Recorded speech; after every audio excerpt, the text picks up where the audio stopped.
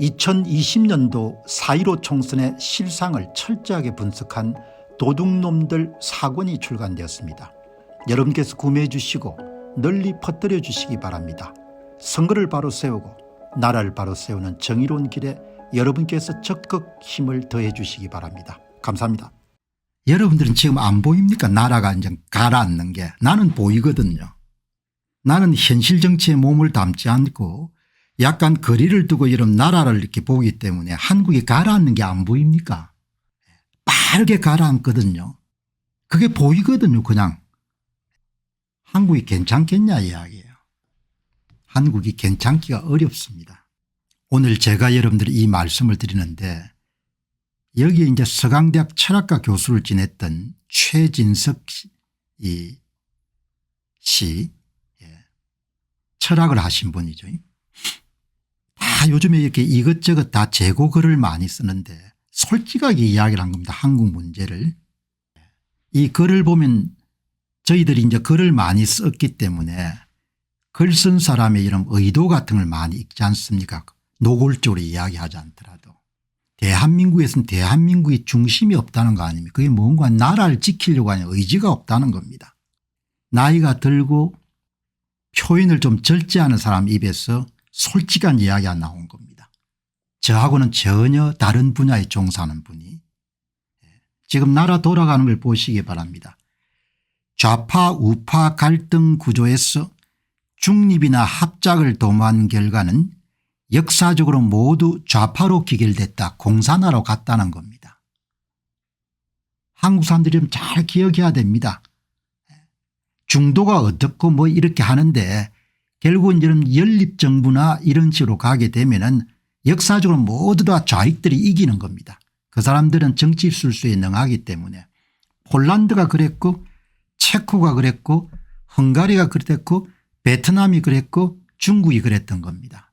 한국은 다를 것이다. 천만에 다르지 않습니다. 훨씬 더 쉽게 넘어가겠죠. 여러분 이런 글이 나올 정도가 되면은 최진석 교장이 어마어마하게 고민을 많이 한 겁니다. 그만큼 위기의식을 느끼고 있는 거죠. 좌우익이 합작을 하거나 중립을 도모하게 되면 역사적으로 전부 다 좌익들이 권력을 장악했다는 겁니다.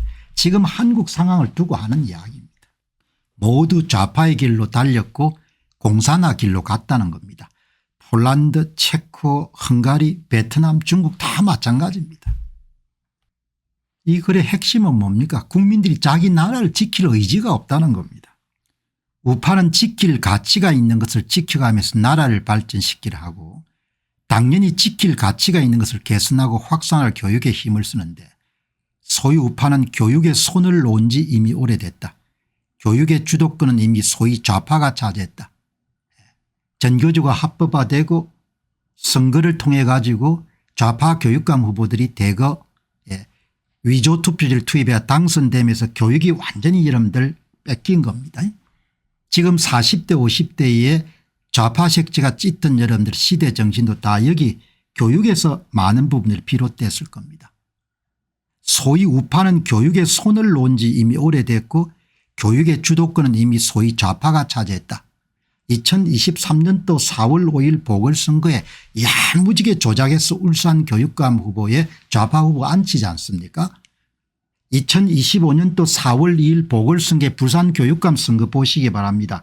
제가 예상하기로는 조작을 해서 좌파 교육감 후보로 다시 바꿀 겁니다. 아무도 신경 안 쓰는 겁니다. 자기가 자기 나라 문제를 생각 안 하는데 무슨 트럼프가 여러분들 대한민국을 걱정해 주겠습니까? 미국이 대한민국을 어떻게 걱정해 주냐고. 지 백성들이 지 나라를 생각 안 하는데 그 나라의 지도자가 자기 나라의 문제를 생각하는데 누가 여러분들 그 나라를 지켜줄 겁니까? 천만의 이야기죠. 최진석 교수가 여러분 하는 이야기 진짜 새겨 듣기 바랍니다. 교육의 주도권은 이미 소위 좌파가 차지한 겁니다.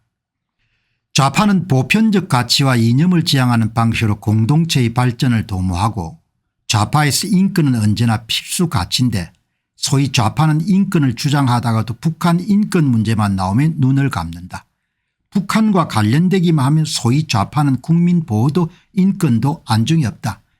대한민국 좌파는 친중이니까, 대한민국 좌파는 친북이니까. 북한에 이런 오가기를 뻔질려게 했던 사람은 다 북한에 코가 깨 있는 것처럼 제가 의심하니까. 좌파의 이념 가운데 중요한 것 하나는 반핵이고, 하지만 북한의 핵을 용인한 정도가 개발하는 데까지 도움을 줬다. 여러분 다 알지 않습니까? 김대중 정부가 얼마나 이런 열심으로 핵 개발에 도움을 줬는지. 대한민국 핵에는 강하게 반대하고 원자력까지 금지한다.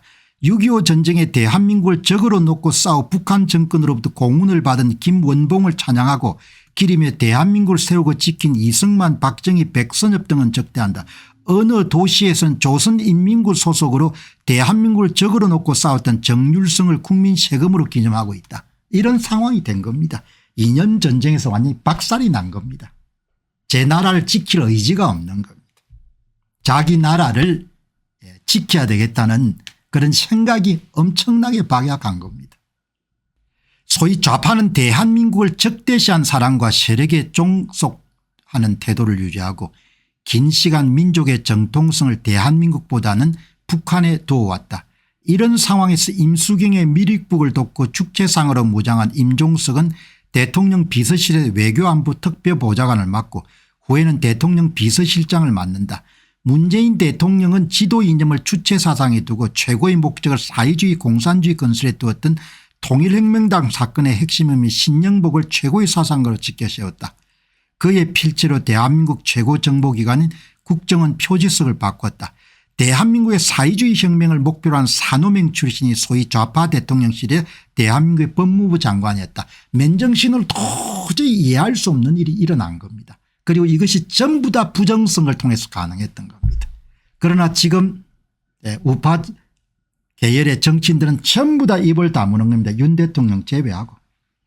심각하게 저는 보는 겁니다. 그리고 여기에 최진석 교수가 연세가 좀 드신 분이기 때문에 야 얼마나 스스로 위기의식을 느꼈으면 이런 강한 글을 지금 쓸 수 있을까.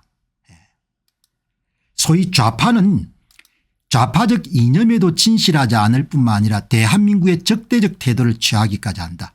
그들에게 대한민국은 없다.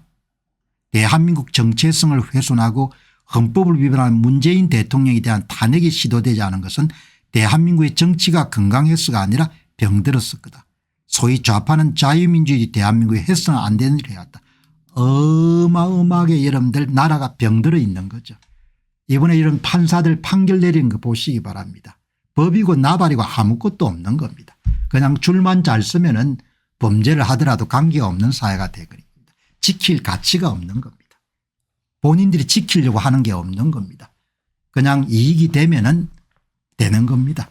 나라가 골로 가든 관계가 없는 겁니다. 최진석 교수 여러분 이 정도 글을 쓸 정도면 어마어마하게 심각한 거죠. 그래서 소개하는 겁니다. 소위 좌파는 대한민국을 사회주의로 바꾸려는 꿈을 해방 후부터 지금까지 한 번도 포기하지 않았고 일정 정도 성공했다. 한 개인의 성장에 가장 중요한 것이 자기가 누구인지를 아는 것이듯이 한 국가에서 가장 중요한 것은 국가의 정체성에 관한 일치된 합의다. 이것은 수학의 구구단과 같은 것으로 우리에게는 이것이 없다. 대한민국의 모든 갈등의 뿌리가 바로 여기에 있다. 어떻게 된 노릇인지 대한민국에서는 이 뿌리를 제대로 마주하지 않으려는 기풍이 있다. 이것은 매우 비겁하거나 나약하다. 뿌리가 약하면 나무는 제대로 크지 못하고 언젠가는 뿌리까지 뽑혀서 자빠질 것이다. 정체성에 대한 일치된 합의도 없이 해야 할 일을 하지 않는 집단과 해서는 안 되는 일을 하는 집단이 서로 잘났다고 싸우는 나라가 어찌 잘 될 수 있겠는가.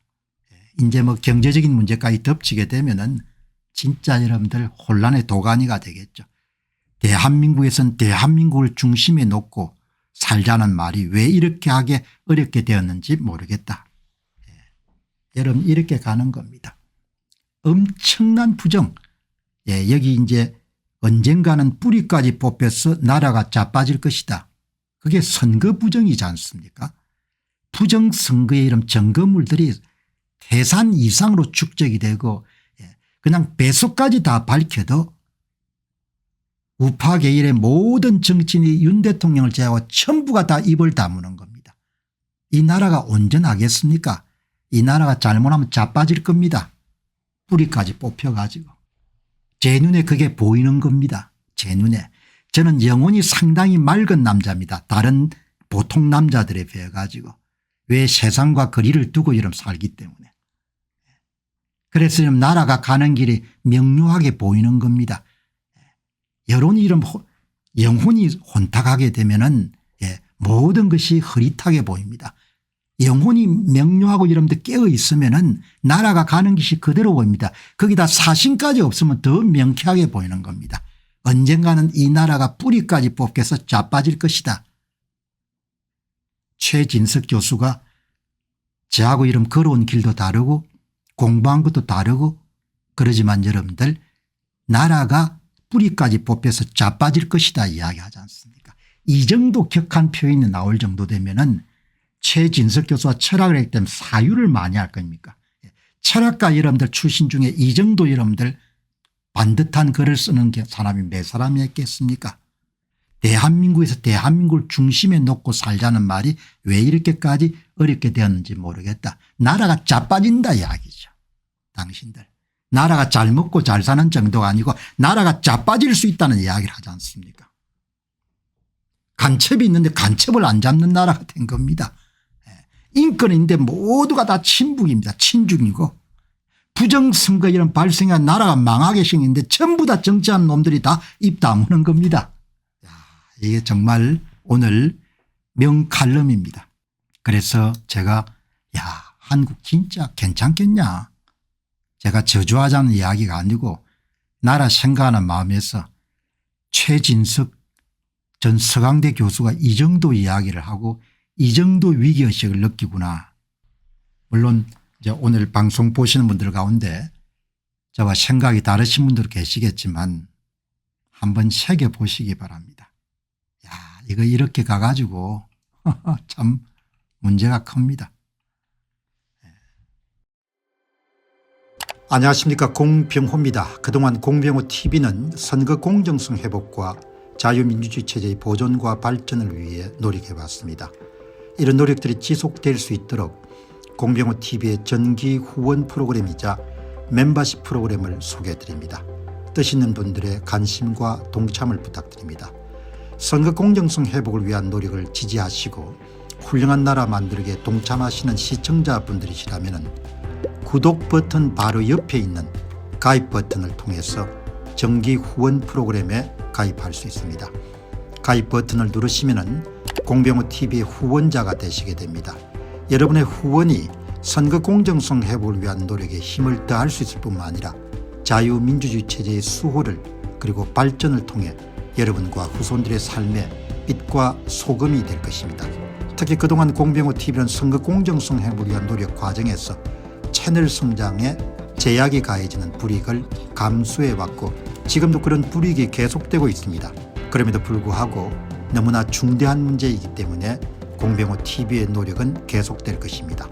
여러분의 깊은 관심을 부탁드립니다. 감사합니다.